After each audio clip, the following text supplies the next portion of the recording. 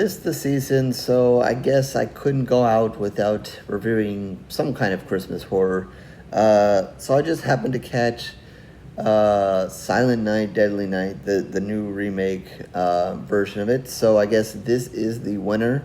I don't know um, how much more Christmas horror or other horror we'll be watching before the end of the year. So um, not sure, how much there is to say, but I guess I will comment. But as usual, let's start with the IMDb plot. A child witnesses his parents' murder by a man in a Santa suit. Shame on you, Santa.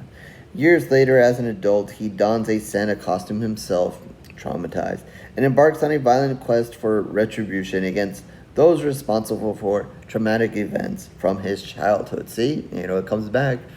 Um, so yeah, I mean, all that seems about right. I mean, you get traumatized as a kid, and later on as an adult, you act on it, or it gets you to the point where you do crazy stuff. Happens all the time, unfortunately, and unfortunately here it happens during Christmas, and a man in a Christmas suit welding an axe, usually.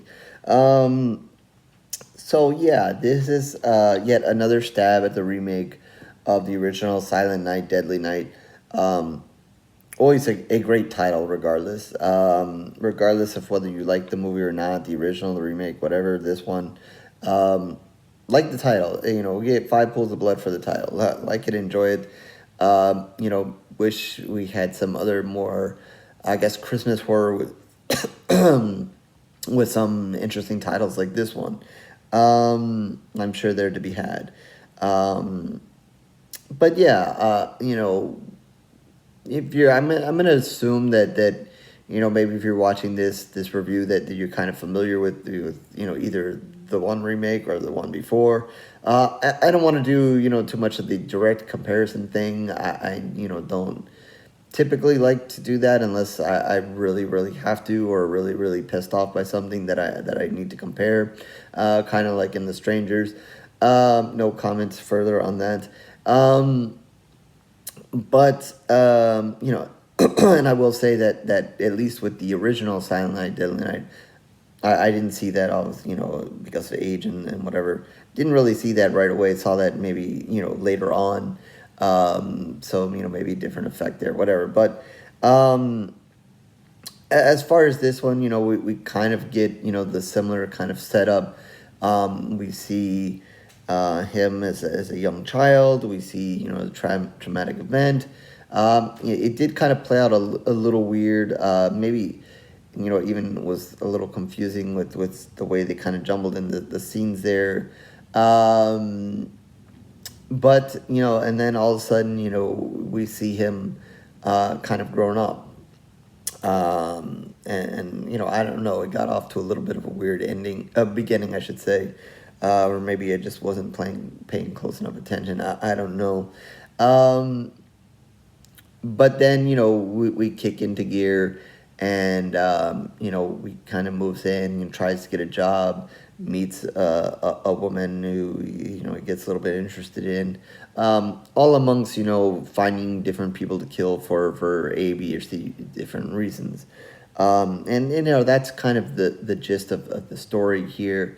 Obviously, we kind of that he's affected by the events that happened, that opened the film, and what happened when he was younger. We see a little bit of flashbacks here and there, and I think the one big thing, as we see as the movie goes on, is the voice in his head of the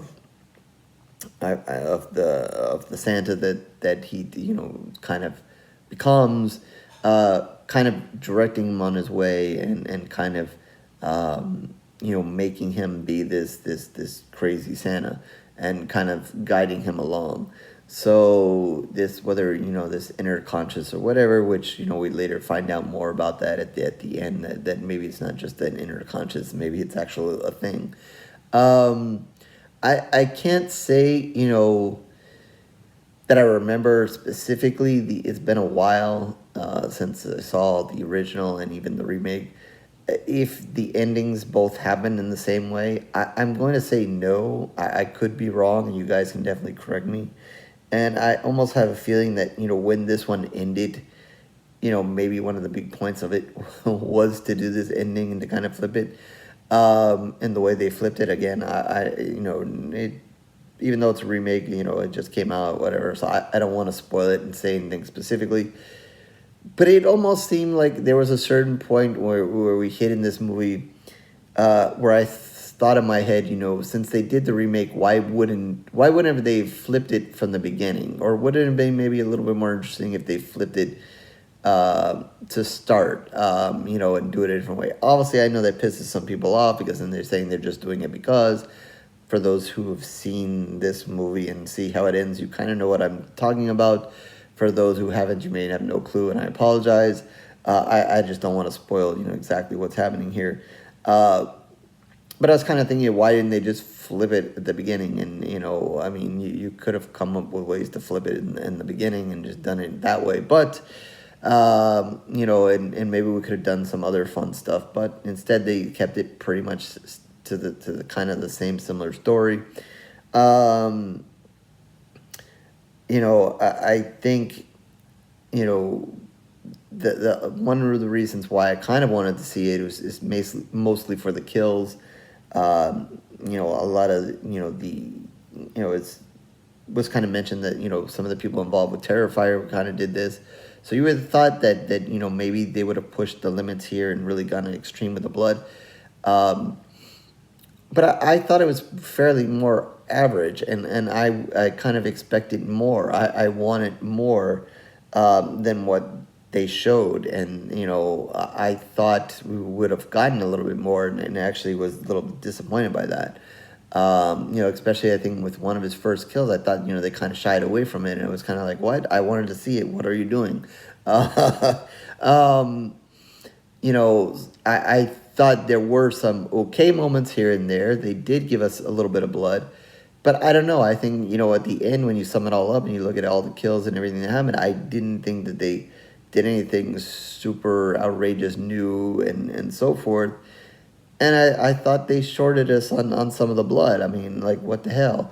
It's supposed to be a deadly night, and I want to see it. I mean, obviously, you put the total in, and there's some deaths, but, there's a interesting Nazi party scene. I threw that in. That was interesting and fun. But a lot of the deaths, you do get, he does kind of do some axe wielding there for a bit. I would have liked to see some more blood, flying around here and there. But then you end up also killing a bunch of people by gunshot.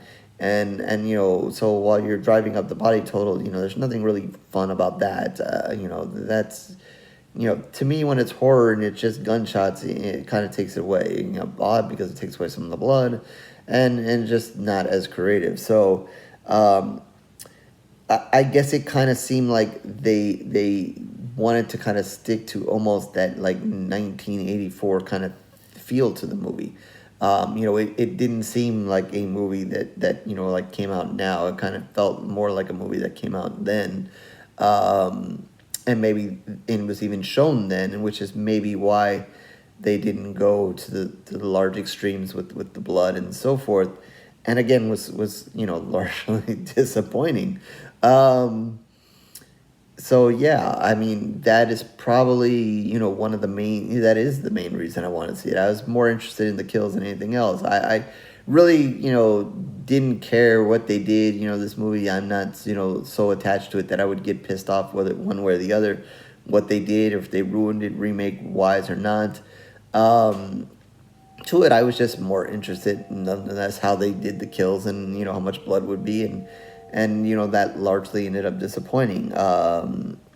So yeah, I thought the whole thing about the voice in the head was weird, especially what they did at the end, and so forth. And like I said, watching it, and how that ending kind of unfolded. If they would have maybe done it and started with that, and started in that direction, maybe it would have been a little bit more interesting of a story, and felt like, even though it's a remake, maybe you're doing something different, and so forth. And let's say they made a sequel to this, or kind of started a sequel to this where they left off. I might be interested to see where that goes and how that kind of played out. and see. So, like I said, I don't know. In my head, I think I would have maybe found that more interesting as far as watching the story unfold. But in here, the only thing I was really looking for was blood and guts, and I just didn't get what I wanted. So that was kind of not making me happy. Um, I don't think there was too many recognizable faces in this, or at least to me, and not at least. So I thought the acting was okay. It didn't kill it or anything. But I guess just also kind of keeping that kind of old school feel to it, and awesome. made it just a little bit awkward as well. So I don't know. I'm not gonna rank on it just because there's a remake. Do we really need it? Probably not. As I say with many a remake. This did not prove the point that we needed another remake, that we should continue on with this surge of remakes and whatever. I really would have liked them to up the stake here and really give me a bloodbath of a movie, really make it a deadly night, as you say, but it just didn't do it. And just continues to prove my point that can we have more original horror? Why do we have to have these remakes after remakes? So I guess I will put this as another one in that column to prove the point of let's have original horror and let's stop with this BS. Not to say there hasn't been, as I always say, not to say that there's not been a good horror remake or two out there. Every once in a while we get one, but yeah, I would largely like to total them up and say that we're on the bad side over the good side. So, original horror, please, and let's just knock it off. So with that, I struggle to give this 2 pools of blood. I think I'm gonna give this 1.5.